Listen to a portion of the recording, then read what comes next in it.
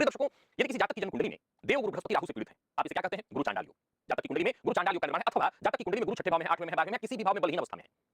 तो ऐसे जातक के लिए उपाय तो तमाम है, लेकिन उसके लिए मात्र एक उपाय कि वो घर के उसके पूजन स्थल पर पहले तो पूजा पाठ खुद ही करे, और घर के पूजन स्थल पर एक घंटा, कैसा घंटा जिस पर गरुड़ बने होते हैं, आमतौर पर जो घंटा मिलते हैं गरुड़ उस पर बने होते हैं, गरुड़ की वाली घंटी जो कि मिलता है मार्केट में, बहुत बड़ा नहीं तो कम से कम इतना बड़ा हो कि उसका नाद, उसकी आवाज सुनाई पड़े।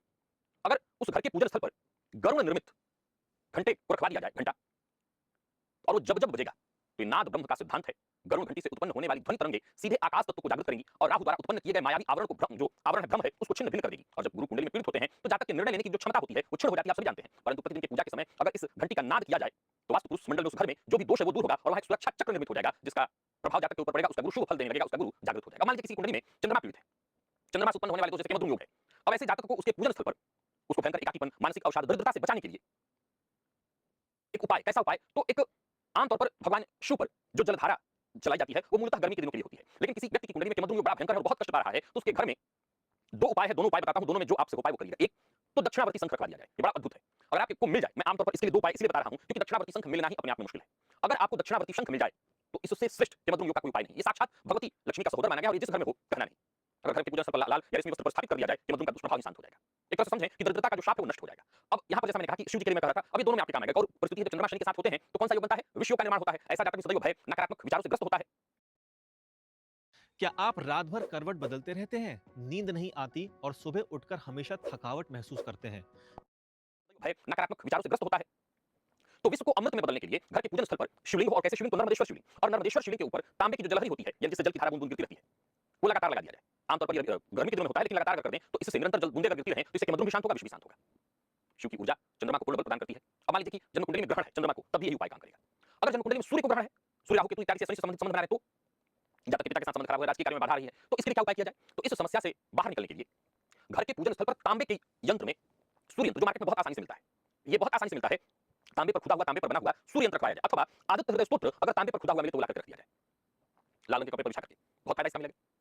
ये हर तरह से आपके सूर्य ग्रहण को शांत कर देगा। ये घर के पूजन स्थल पर रखने पर मात्र से आपको फायदा करा देने वाला है।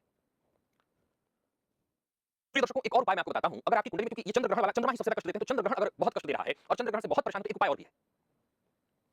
ऐसी स्थिति में आपके घर में अगर लड्डू गोपाल है, भगवान श्री विष्णु की प्रतिमा है, या ठाकुर जी हैं, गोमती नदी वाले जो ठाकुर जी होते हैं वो ठाकुर जी हैं, अगर उनके पास मोर पंख रख दिया जाए, स्फटिक का श्रीयंत्र बनवा करके रख दिया जाए, तो इससे भी आपकी परेशानी चंद्र राहु की युति वाली निष्प्रभावी हो जाएगी। अब मंगल, मंगल शनि के साथ युक्त है, राहु से युक्त है, अंगारक योग बन रहा है, विस्फोटक योग बन रहा है, जब तक भीतर भयंकर क्रोध, रक्त विकार, अग्नि दुर्घटनाओं का भय बना रहता है, वाहन इत्यादि चलाते समय दुर्घटना हो रही है, तो ऐसी स्थिति को नियंत्रित करने के लिए घर के पूजन स्थल पर एक छोटा सा तांबे का पात्र और उसमें सदैव गंगा जल भर करके रखा जाए। एक छोटे सा तांबे का पात्र आपको लेना है, उसमें सदैव जल भर करके रखना है, या फिर तांबे के पत्र पर मंगल यंत्र मार्केट में खूब मिलता है, स्थापित कर दिया जाए, इससे भी राहत मिलती है। इस पूजन स्थल पर स्थापित करने मात्र से आपको फायदा दे देगा। वहीं एक सबसे बड़ा दुर्योग है कुंडली में बनने वाला श्रापित योग। वैसे तो इसकी शांति होती है, लेकिन अगर श्रापित योग कुंडली में शनि राहु के संबंध से बना हुआ है और इसके चलते जातक को जीवन में बहुत संघर्ष, कष्ट, परेशानी हो रही है, तो इस परेशानी से बचने के लिए भगवान महाकाल का प्रतीक स्वरूप अष्ट धातु का एक त्रिशूल क्या रखना है? अष्ट धातु का एक त्रिशूल स्थापित करना है। आप कहते हैं अगर मेरे पास इतना पैसा नहीं कि मैं अष्ट धातु का बनवा लूं, तो फिर सामान्य परिस्थिति में लोहे का बनवाइए, नहीं तो अष्ट धातु का अगर त्रिशूल बना करके रख दिया जाए तो श्रापित योग से राहत मिल जाती है। समझ लीजिए कि त्रिशूल का जो तीनों शूल है आपके संचित प्रारब्ध और क्रियामार्ग जो कर्म है उसको काटने वाला बन जाएगा। अब मान लीजिए जन्म कुंडली में चरित्र और बुद्धि को भ्रष्ट करने वाले दोष जैसे लंपट और जड़ योग बने हुए हों, जैसे बुध शनि, ये नपुंसक योग भी बनाता है, या बुध राहु, या शुक्र राहु शुक्र मंगल, और इसके चलते जातक गलत चरित्र का पालन कर रहा है, पथभ्रष्ट हो रहा है, तो इससे बचाने के लिए क्या उपाय किया जाए? तो घर के पूजन स्थल पर अगर कमल गट्टे की माला रख दी जाए या एक स्फटिक शिवलिंग रखा जाए, तो इससे भी शुक्र राहु शुक्र मंगल की जो वासनात्मक ऊर्जा है वो शुद्ध प्रेम और ईश्वरीय भक्ति में परिणत हो जाती है। जड़ योग, हालांकि इस कलयुग में कई बार बता चुका हूं बड़ा काम करता है, लेकिन फिर जड़ योग बुध राहु से शनि राहु से बना हुआ है, स्मरण शक्ति क्षीण हो रही, बुद्धि विवेक वाणी कुंठित हो रही है, तो ऐसे अवरोधों को तोड़ने के लिए पूजन स्थल पर ही ईशान कोण में भोजपत्र पर अष्टगंध से निर्मित सरस्वती यंत्र और एक हकीक, हरे रंग का हकीक अगर पत्थर रखा जाए तो बुद्ध की सुप्त नाड़ियों को जागृत कर वाक शुद्धि प्रदान करने वाला बनेगा, और जड़ दोष इत्यादि कुंडली में है तो शांत हो जाएगा। प्रिय दर्शकों, अब कुछ ऐसे भी दर्शक होंगे जो ये कहते हैं कि मेरी कुंडली में कम से कम 3 दुर्योग लगा है, तो मैं कौन-कौन सा रखूं? जैसे मान लिया जाए कि अमावस्या के दिन जन्म है और ग्रहण भी है, तो 2-3 तो दुर्योग ही बन गए। अगर कहीं उसमें मंगल भी साथ बैठे हो तब। तो मान लीजिए आप कहते हैं कि आपकी कुंडली में 3 दुर्योग है, तब क्या करें? तो मैं आपको अलग-अलग उपाय करेंगे तो महंगा है, जो सबसे सस्ता उपाय वो बता देता हूं कि आपकी कुंडली में बहुत से दुर्योग हैं और एक साथ बहुत सारा पूजा आप नहीं कर सकते, तो आइए आपको मैं सर्वदोष नाशक एक कोटली निर्माण की विधि बताता हूं।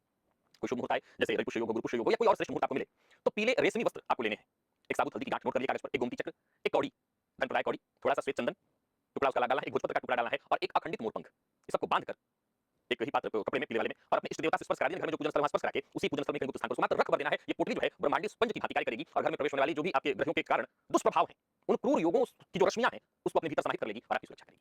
तो ये पोटली आप बना सकते हैं, इससे भी आप अपने ग्रह दोषों को शांत कर सकते हैं। आशा करता हूं आज का दिव्य प्रयोग आपके लिए बड़ा ही दिव्य उपयोगी सिद्ध होगा। चलिए चलते हैं राशिफल की ओर।